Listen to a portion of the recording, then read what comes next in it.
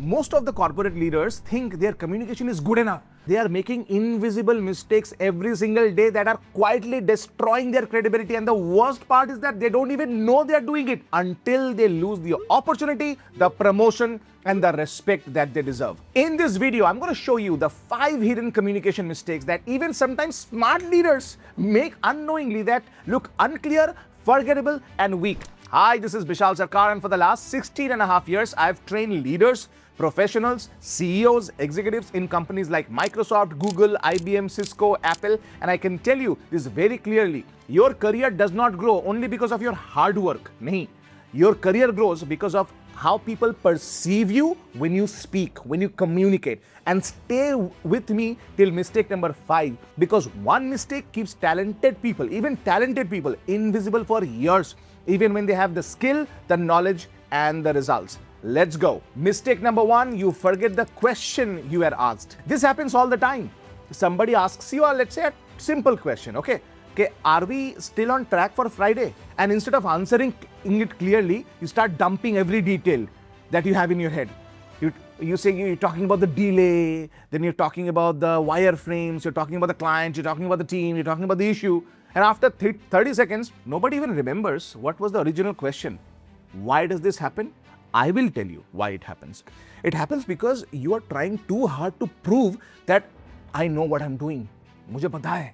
You think more details means more credibility. Nahi.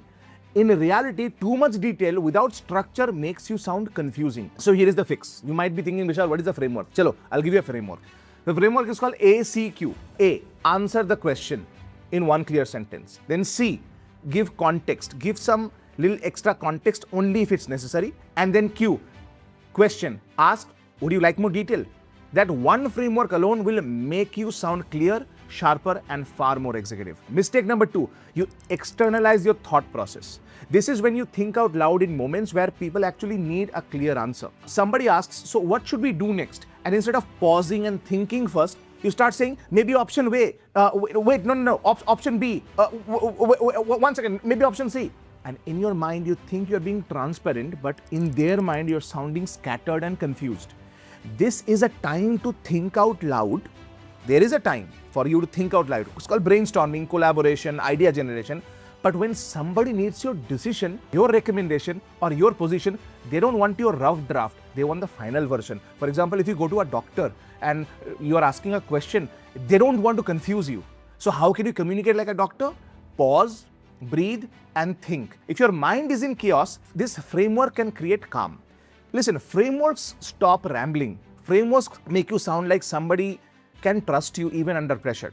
Make sense? By the way, if you're finding these videos helpful and useful, make sure you subscribe to the channel right now and hit that bell notification icon. Mistake number 3, you default to argument without opposition. This is one of the most dangerous mistakes in workplace communication. For example, somebody explains something and says, so what do you think? And your answer is, well, I'm okay with anything. Or whatever you guys want. I don't mind.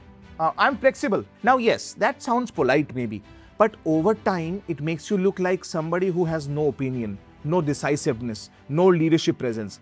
Being agreeable is not as same as being valuable. If you keep staying neutral all the time, people stop asking, what do you think? And once people stop asking for your opinion, you slowly become irrelevant in important conversation. Tell me, hasn't that sometimes happened in your personal life and family discussions? Maybe to you or somebody else. So here's the fix. Use the PRO framework, P-R-O. Position, reason, and open. Position, state your view clearly. Reason, then give reason behind it, and then open the conversation for discussion. For example, you can say, my position is that we should give XYZ person another chance. The reason I say that is because this person has performed really well in the past, and I think they actually deserve a second chance because we really want to make sure that we mentor this person in our company to go to the next level. And then finally, O, open for discussion. But this is my view. I'd love to hear what you want to say before we take the final call. Make sense to you? Mistake number 4, you do not lead the energy in the room. Most people let the room decide how they show up. If the room is quiet, they become quiet. If the room is flat, they become flat. If the room is tense, they shrink. Great leaders do not just match the energy. They know how to guide and upgrade the energy. Now, that does not mean you walk in like a motivational person all the time. No, It means you first read the room, then you match the room, then you shift the room's energy. By the way, that is called charisma. That is called also magnetism. And this is what is also called executive presence. Because your communication is not just about the words you say, it's about the emotional temperature that you create around those words. Mistake number 5. You're not playing your instrument to its full potential. Now, I don't know about you, I like to play guitar. Just like guitar, your voice also is an instrument.